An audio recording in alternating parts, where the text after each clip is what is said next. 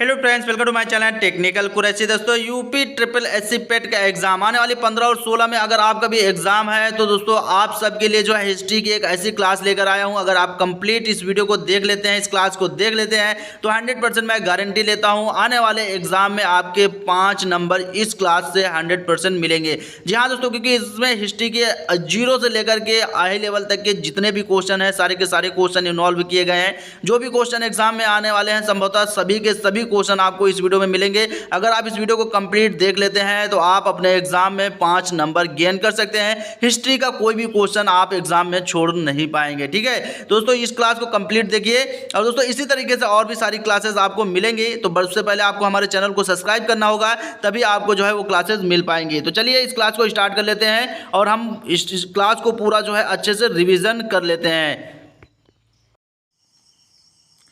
तो सबसे पहले हम बात करेंगे सिंधु घाटी सभ्यता की। तो सिंधु घाटी सभ्यता की जो सर्वमान्य तिथि है वो 2350 ईसा पूर्व से 1750 ईसा पूर्व है। और ये हमारा जो पहला पॉइंट यहाँ पे दिए हुए हैं कि सिंधु घाटी सभ्यता का प्रथम बार प्रयोग किसने किया था। तो मान लीजिए प्रश्न आ गया कि सिंधु सभ्यता का प्रथम बार प्रयोग किसने किया था, तो प्रोफेसर जॉन मार्शल, और इन्हीं के संरक्षण में, इन्हीं की देखरेख में राखला दास बनर्जी ने सिंधु घाटी सभ्यता खोज की थी। ठीक है, और इससे जो है कांस्य युगीन युग में रखा जाता है, मतलब कांस्य युगीन सभ्यता भी कहा जाता है। जल्दी जल्दी हम रिवाइज करेंगे, एक एक पॉइंट महत्वपूर्ण, आपका समय ज़्यादा नहीं लेंगे। उसके बाद हम बात करेंगे सिंधु घाटी सभ्यता की लिपि क्या है। तो सिंधु घाटी सभ्यता की जो लिपि थी वो भाव चित्रात्मक थी, मतलब खरोष्ट लिपि थी। सिंधु घाटी सभ्यता के प्रमुख देवता कौन कौन से थे। पशुपतिनाथ। प्रमुख फसल जो थी जौ और गेहूँ। जौ महत्वपूर्ण हो जाता है, प्रमुख फसल जो यहीं से जौ का मुख्य उदाहरण मिलता है। सबसे बड़ा भवन कौन सा है। तो सबसे बड़ा भवन अन्नागार, विशाल अन्नागार और स्नानागार पाया गया था। उसके बाद हमारा है हड़प्पा तथा मोहनजोदड़ो को जुड़वा राजधानी किसने कहा था। तो मान लीजिए हड़प्पा और मोहनजोदड़ो को जुड़वा राजधानी प्रोफेसर पिगट ने कहा था। आग में पकी मिट्टी को क्या कहते हैं। तो टेराकोटा कहते हैं। मुर्दों का टीला मोहनजोदड़ो को कहते हैं। या फिर प्रश्न आ गया कि मोहनजोदड़ो क्या कहते हैं। तो मोहनजोदड़ो को क्या कहते हैं, मुर्दों का टीला। या क्या आशय है।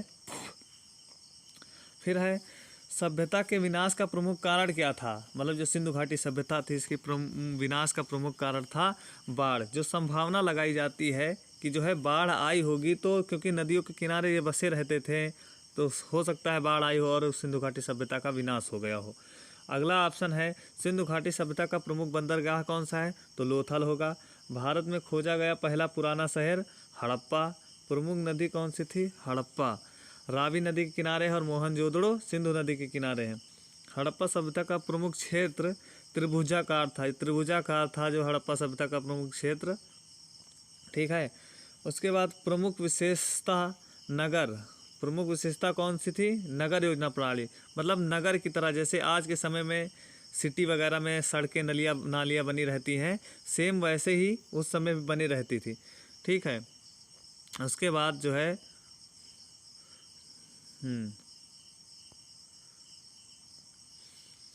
प्रश्न आता है कि सबसे पहले कपास का श्रेय, सबसे पहले कपास भी यहीं पे कहाँ पे, सिंधु घाटी सभ्यता में आसपास खोजा गया था। ठीक है, सबसे पहले जो है कपास का श्रेय। और कपास को यूनान में क्या कहते हैं, सिंडन कहते हैं। अब आते हैं हम जल्दी से वैदिक काल में। वैदिक काल में हमारा, तो वैदिक काल में आर्यों का मूल निवास स्थान। तो आर्यों का मूल निवास स्थान जो है अल्प्सा पर्वत यूरेनेशिया है। और मैक्स मूलर जो भी खोजकर्ता थे उन्होंने आर्यों का मूल निवास स्थान क्या माना था, मध्य एशिया। एक और प्रश्न आता है कि वाद विवाद में याज्ञवल्क्य की मैत्री ने चुनौती दी थी। तो याज्ञवल्क्य हैं, उनको किसने थी उस समय जो है गार्गी, कई सारी महिलाएं, विदुषी महिलाएं हुआ करती थी जो बढ़ चढ़ के हिस्सा लेती थी पुरुषों के साथ। बहुत सारे यज्ञ और वाद विवाद प्रतियोगिताएं होती थी, तो उसमें किसने चुनौती दी थी, मैत्री ने चुनौती थी। ये महत्वपूर्ण हो जाता है प्रश्न। उसके बाद हम आते हैं मुख्य व्यवसाय था क्या था आर्यों का। आर्यों का जो मुख्य व्यवसाय था वो क्या था, पशुचारण का व्यवसाय था। आर्यों का जो मुख्य व्यवसाय था वो क्या था, पशुचारण था। उसके बाद हम आते हैं गायत्री मंत्र। गायत्री मंत्र कहाँ से लिया गया है, ऋग्वेद से। ऐसा कौन सा वेद है जो गद्य और पद्य दोनों में है? तो वो कौन सा है? यजुर्वेद है। जनता पर लगाया गया कर क्या कहलाता उस समय? उसे बलि कहते थे। जनता पर लगाया गया वो जो कर था उस समय उसे बलि कहते थे। ऋग्वेद में 10 मंडल हैं, 1028 सूक्त हैं। ऋग्वेद ब्राह्मण, ऋग्वेद के ब्राह्मण कौन है? तो ऐतरेय कौशितकी बोलते हैं। और इनको जो हवन वन करते हैं उनको क्या बोलते हैं? होत्र, मतलब होता बोलते थे। सामवेद के ब्राह्मण को पंचविश बोलते थे, ठीक है। इसे राक्षस ब्राह्मण की कहते हैं। अध्येता और इसको जो गाने वाले थे होते थे या फिर उनका जो उद्घोष करने वाले थे उन्हें क्या बोलते थे? उद्गाता।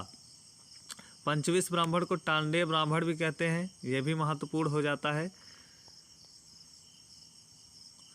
विपाशा नदी का पुराना नाम क्या था? विपाशा नदी का पुराना नाम व्यास था। पारुषणी नदी का कौन सा है नया नाम? रावी नदी है।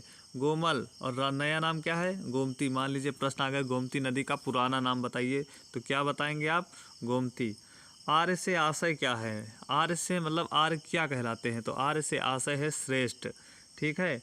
उसके बाद आता है 1 मिनट, हाँ, प्रथम बार पक्की ईंटों का प्रयोग कहाँ हुआ था? तो वैदिक काल में ही आता। वैदिक काल के प्रमुख देवता कौन कौन से थे? इंद्र देवता, ठीक है। उस समय का पशु कौन था? महत्वपूर्ण पशु घोड़ा था। उसके बाद हम आते हैं प्रश्न, प्रथम बार पक्की ईंटों का प्रयोग कहाँ हुआ था? तो यही वैदिक काल में ही हुआ था, ठीक है। प्रथम बार वैदिक काल में ही हुआ था। ऋग्वेद में साम शब्द का 8 बार प्रयोग हुआ है, समिति शब्द का 9 बार प्रयोग हुआ है।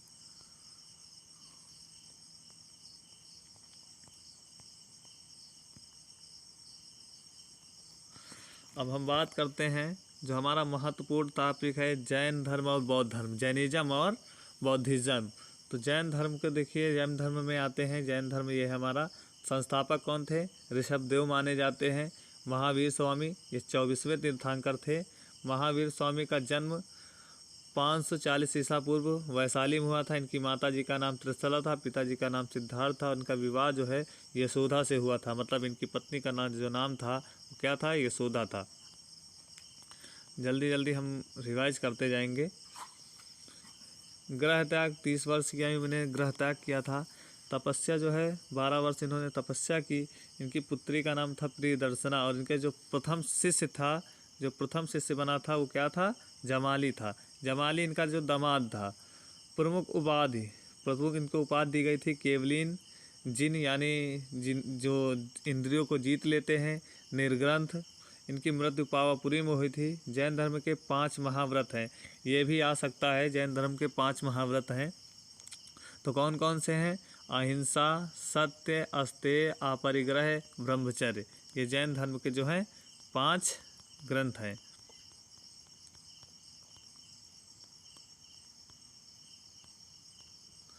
जैन धर्म प्रमुख संप्रदाय, तो प्रमुख संप्रदाय जो जैन धर्म से 2 प्रमुख संप्रदाय निकल के आए, एक श्वेतांबर थे और एक दिगंबर थे। जैन साहित्य को आगम कहा जाता है। जो प्रमुख साहित्य है उसको क्या बोलते हैं? आगम कहा जाता है। प्रमुख जैन संगीतियाँ कहाँ से हुई थी? तो प्रमुख जैन संगीतियाँ कहाँ पे हुई थी? तो प्रमुख जैन संगीतियाँ हम बता दें। प्रमुख जैन संगीतियाँ प्रथम कहाँ हुई थी? पाटलिपुत्र, ये आ सकता है। द्वितीय कहाँ हुई थी?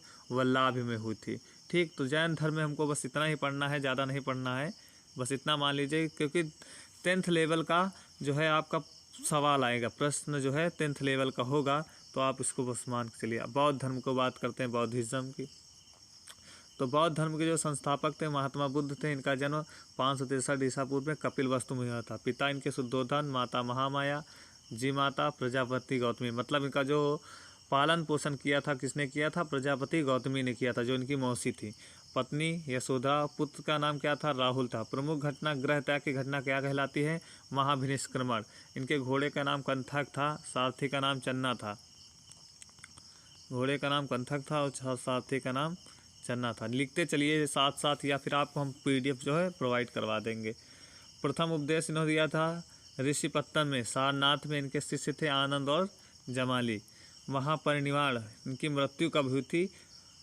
483 ईसा पूर्व कुशीनगर में हुई थी। 483 पूर्व कुशीनगर में हुई थी। फिर हम आते हैं, सारनाथ में बौद्ध संघ की स्थापना हुई थी।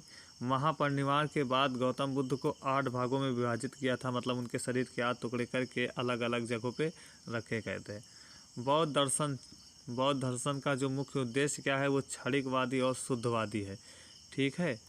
बौद्ध धर्म पुनर्जन्म में विश्वास रखता है। इनका विश्वास है कि पुनर्जन्म में विश्वास रखते हैं। मान लीजिए प्रश्न आ गया कि कौन सा ऐसा धर्म है जो पुनर्जन्म में विश्वास रखता है, तो वो कौन सा धर्म होगा? बौद्ध धर्म। आर्य सत्य, इन्होंने जो है मुख्य आर्य सत्य बताए थे। आर्य सत्य 4 आर्य सत्य बताए थे। कौन कौन से आर्य सत्य बताए थे? दुख समुदाय, दुख निषेध और दुख प्रतिपदा। तो इन्होंने 4 जो है महान आर्य सत्य बताए थे। दुख से छुटकारा के लिए मुख्य रूप से इन्होंने कई मार्ग बताए थे, जिनमें से मुख्य मार्ग ये हैं, 8 मार्ग बताए थे। ठीक है। दुख से छुटकारा के लिए 8 मार्ग बताए थे। ये प्रश्न छोटा है, आ नहीं सकता है, फिर भी जो है इसको शामिल करना आवश्यक था। उसके बाद हमारा जो अगला प्रश्न बनता है कि बौद्ध संगीतिया, ये कहीं ना कहीं बहुत महत्वपूर्ण हो जाता है कि बौद्ध संगीतिया। तो प्रथम जो बौद्ध संगीत हुई थी कहाँ हुई थी? राजगृह। किसके शासनकाल में? अजातशत्रु के द्वितीय वैशाली में। कौन था शासक? कालाशोक। तृतीय पाटलिपुत्र में कौन था शासक? अशोक।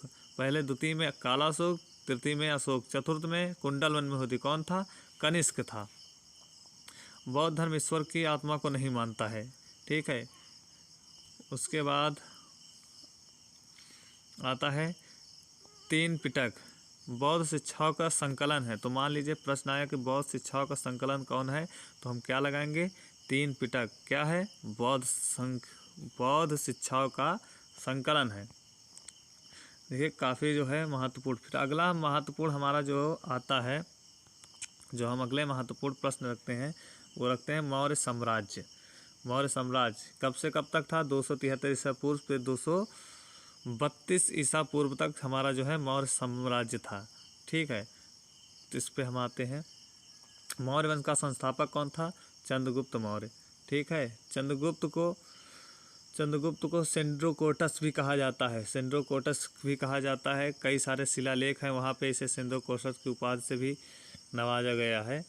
अशोक कौन था? बिंदुसार का पुत्र था 263 ईसा पूर्व में। इनकी माता का नाम शुभ्रदांगी था और पुत्र महेंद्र और पुत्री संघमित्रा और चारुमती थी। कहने का मतलब इनकी जो है पुत्र महेंद्र, और इन्होंने अपने पुत्र और पुत्रियों को बौद्ध धर्म के प्रचार हेतु तो श्रीलंका भेजा था, जिनमें मुख्य रूप से महेंद्र और संघमित्रा थे, लेकिन और एक पुत्री थी जिसका नाम था चारुमती। ठीक है। तो ये जो महत्वपूर्ण हो जाता है कि मान लीजिए श्रीलंका किसको भेजा गया था, तो महेंद्र और संघमित्रा को भेजा गया था। कलिंग पर आक्रमण कब किया था? 261 ईसा पूर्व में। कलिंग की राजधानी क्या थी? तो कलिंग की उस समय राजधानी थी तोसली। उस पर आक्रमण किया था। कौटिल्य के अर्थशास्त्र के संपादक, जो कौटिल्य का अर्थशास्त्र लिखा था, कौटिल्य ने, अर्थशास्त्र नाम था लेकिन काहे संबंधित था? वो राजनीति से, ना कि अर्थशास्त्र। ठीक है। तो राजनीति से ये भी महत्वपूर्ण हो जाता है कि अर्थशास्त्र संबंधित था कौटिल्य का अर्थशास्त्र की राजनीति से, तो राजनीति संबंधित था लेकिन नाम क्या था? अर्थशास्त्र। तो उसको किसने जो है संपादित किया, मतलब इस समय वर्तमान समय में? तो आर्य समाजशास्त्री अशोक ने बौद्ध धर्म ग्रहण किया। कब किया था? कलिंग युद्ध के पश्चात। कलिंग युद्ध का मुख्य स्रोत क्या है? शिलालेख 13 से। शिलालेख 13 से क्या मिलता है? कलिंग युद्ध का महत्वपूर्ण वर्णन मिलता है कि कलिंग में युद्ध हुआ था। ठीक है। 1 मिनट। कलिंग, हाँ, देवनाम प्रिया, अशोक के कई नाम थे जिसमें देवनाम प्रिया अशोक। शिलालेख की भाषा अर्धमगधी होती थी। ठीक है। मतलब देवों के प्रिय किसको बोलते थे? अशोक को बोलते थे। ठीक है। ये आ सकता है प्रश्न, चूँकि 2 दिन है, 2 शिफ्टों में, मतलब 4 शिफ्टों में है, तो इसी से आएगा। ये जो है मुख्य रूप से आ सकता है। हमने इस प्रकार से नोट्स बनाए हैं। शिलालेख 14 विभिन्न लेखों का समूह है। जो विभिन्न लेख हैं उन सबको जो है 14 लेखों का प्रमुख, जिनमें इनकी पत्नी का भी कई जगह उल्लेख मिलता है, इन्हें क्या क्या कहा जाता था, ये भी उल्लेख आता है। ठीक है। अशोक नीति को भेरी घोष या धम घोष कहा जाता है। अशोक नीति को भेरी घोष या धम घोष कहा जाता है। फिर आते हैं हमारे गुप्त साम्राज्य। ठीक है, हम गुप्त साम्राज्य पे आते हैं। 319 ईसा पूर्व पे गुप्त संवत शुरू हुआ था। 300 ईसा पूर्व में गुप्त साम्राज्य के संस्थापक कौन थे? श्रीगुप्त। और वास्तविक संस्थापक किसे कहा जाता था? चंद्रगुप्त प्रथम को। यहीं से जो है एक महत्वपूर्ण गुप्त साम्राज्य की नींव पड़ी थी चंद्रगुप्त प्रथम से। समुद्रगुप्त के दरबारी कवि हरिशेन थे। ये भी आ जा सकता है हरिशेन किसके दरबारी कवि थे? तो समुद्रगुप्त के दरबारी कवि थे। इनका वास्तविक नाम कांच था। इनका वास्तविक नाम कांच था। मान लीजिए हरिशेन को क्या कहा जाता है? इनका वास्तविक नाम क्या था? कांच था। इलाहाबाद प्रशस्ति के अनुसार समुद्रगुप्त कभी युद्ध में नहीं हारा। सिक्कों पर अश्वमेघ पराक्रमः मिलता है। सिक्कों पर अश्वमेघ जो है पराक्रमः लिखा मिलता है। इनके सिक्के जो थे उन पे अश्वमेघ पराक्रमः लिखा मिलता है। समुद्रगुप्त द्वारा जीते क्षेत्रों को 5 समूहों में बांटा जाता था उस समय।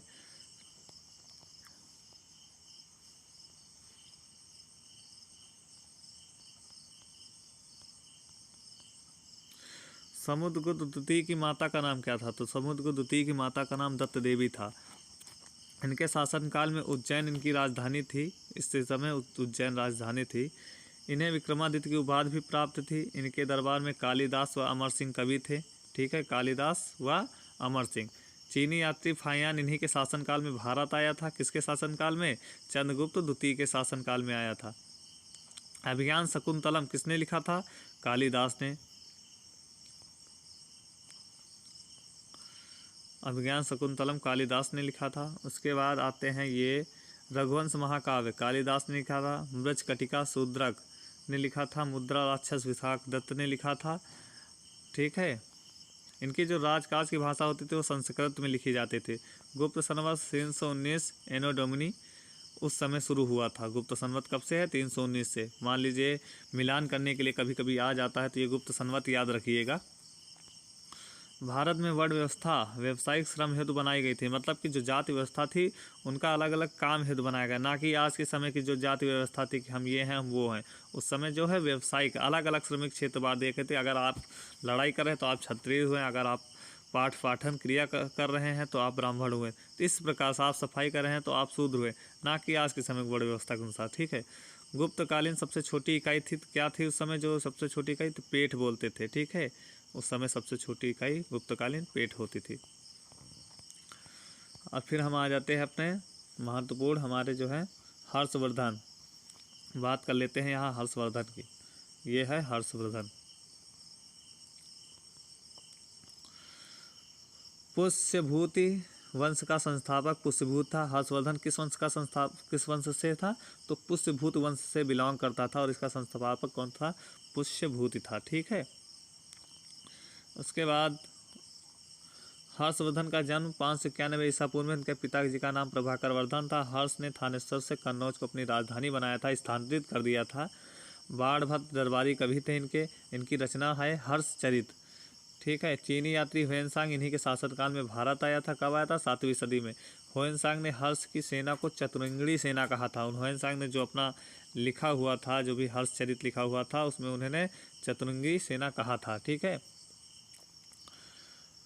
विश्वविख्यात नालंदा महाविहार यहीं पे स्थित है। हर्ष की हर्षचरित रचनाएं, हर्ष ने भी कई सारी अपनी रचनाएं लिखी थी। ये महत्वपूर्ण रचनाएं हैं, आ सकती हैं। इन्होंने कौन कौन सी रचनाएं लिखी? प्रियदर्शिका, रत्नावली, नागानंद। ठीक है, हर्षवर्धन के द्वारा रचित रचनाएं हैं ये। बात करते हैं हम राजपूत काल की। ये भी एक महत्वपूर्ण पॉइंट दिए हुए हैं, छोटा सा पॉइंट है। हम काफ़ी प्रयास किए हैं कि जो है इसको कम से कम लिख दें। तो राजपुत्र अपभ्रंश शब्द जो है राजपूत से। ठीक है, ये हिंदी में भी प्रश्न आ सकता है कि राजपुत्र का अपभ्रंश शब्द राजपूत है। राजतरंगिणी में 36 राजपूत कुलों का वर्णन है। पृथ्वीराज रासो किसने लिखी थी? चंद्रबरदाई ने लिखी थी। राजपूत काल में सती प्रथा और जौहर प्रथा प्रचलित थी। राजपूत काल में काफ़ी प्रचलित थी। बात आती है सल्तनत काल की। सल्तनत काल में बहुत सारा आ जाता है। ठीक है, तो दिल्ली सल्तनत का वास्तविक संस्थापक कौन था? इल्तुतमिश था। कुतुबुद्दीन ऐबक गुलाम वंश का था। ठीक है, आप हो सकते नोट करते चलिए या फिर आपको PDF प्रोवाइड हो जाएगी टेलीग्राम पर। कुतुब मीनार कुतुब मीनार किसने बनाया था? कुतुबुद्दीन ऐबक ने बनवाया था। और इनकी जो है पोलो खेलते समय, ये ऐसे बादशाह थे जिनकी पोलो खेलते समय मृत्यु हुई थी। ठीक है, तो ये भी प्रश्न आ सकता है कि बादशाह की पोलो खेलते समय मृत्यु हुई थी। कुतुबुद्दीन ऐबक थे। ठीक है। 40 गुलामों का दल क्या कहलाता था? तुर्कान ए चहलगानी या चालीसा दल कहलाता था। गियाद उद्दीन तुगलक भू राजस्व नहर निर्माण इनके मुख्य कार्य थे। भू राजस्व और नहर निर्माण गियासुद्दीन तुगलक के। ठीक है। यहाँ पे आते हैं, भारत में जजिया कर लाने वाला प्रमुख शासक कौन था? मोहम्मद बिन कासिम। तोतिए हिंद किसको बोला जाता था? ये यहाँ पे प्रश्न आता है। तोतिए हिंद किसको बोला जाता है? तो अमीर खुसरो को क्या कहा जाता है? तोतिए हिंद बोला जाता है। पहली बार तोपखाना का प्रयोग किसने किया था? तो पानीपत प्रथम युद्ध किसने किया था? अलाउद्दीन खिलजी। पानीपत प्रथम बार प्रयोग पानीपत प्रथम युद्ध में हुआ था तोपखाने का प्रयोग। अलाउद्दीन खिलजी खलीफा अधिकार मानने से इनकार करता था। ठीक है। सितारा मतलब सहतारा, इसका किसने आविष्कार किया था या उस समय किसने किया था प्रयोग? तो कौन था? अमीर खुसरो। ठीक है। GT road grand tank road जिसे शेरशाह सूरी मार्ग भी कहते हैं, कहाँ से कहाँ जोड़ता है? पंजाब और पूर्वी बंगाल को जोड़ता है। पानीपत का युद्ध किनके बीच हुआ था? बाबर और इब्राहिम लोदी के मध्य। हुमायूंनामा ये प्रथम युद्ध था, बाबर और इब्राहिम लोदी के मध्य हुआ था। यहीं से जो है मुगल साम्राज्य की नींव पड़ी थी। हुमायूंनामा किसने लिखा था? गुलबदन बेगम ने लिखे थे। पानीपत द्वितीय युद्ध अकबर व हेमू के मध्य हुआ था। ठीक है, इसमें जो है हेमू की जीत हुई थी। हल्दी गांधी युद्ध महाराणा प्रताप व मुगल सेना के बीच हुआ था। महाराठा साम्राज्य के संस्थापक कौन थे? शिवाजी थे। शिवाजी मंत्रिमंडल को अष्टप्रधान कहते थे। ठीक है, शिवाजी मंत्रिमंडल को अष्टप्रधान कहते थे। बात करते हैं शिवाजी मंत्रिमंडल को क्या अष्टप्रधान कहते हैं। रैयतवाड़ी व्यवस्था के जन्मदाता कौन है? तो थॉमस मुनरो एवं रीड। ठीक है, रैयतवाड़ी जो व्यवस्था थी कौन थे? थॉमस मुनरो और रीड, प्रोफेसर रीड। द्वैध शासन व्यवस्था वारेन हेस्टिंग कब 1972 में समाप्त की थी? द्वैध शासन व्यवस्था को वारेन हेस्टिंग ने। प्रथम पुलगारी फैक्ट्री 1505 को कहाँ लगी थी? कोचीन में लगी थी, केरल कोचीन में लगी थी। ठीक है। डच 1605 में आंध्र प्रदेश में इन्होंने फैक्ट्री स्थापित की, तो अंग्रेजों ने 1611 में तन्नौज में अपनी फैक्ट्री स्थापित की थी। ठीक है, तो ये महत्वपूर्ण प्रश्न हैं जो भी हैं, इन सब का जो है आपको लिंक जो है प्रोवाइड करवा दिया जाएगा, PDF मिल जाएगी। अभी प्रयास किए थे और अभी जो है फिर ऐसा ही वीडियो आपको अभी जल्दी और देखने को मिलेगा, जिनमें बहुत सारे टॉपिक जो है बहुत सिंपल तरीके से समझा दिए जाएंगे। छोटे छोटे पॉइंट रहेंगे, नोट कर लेना।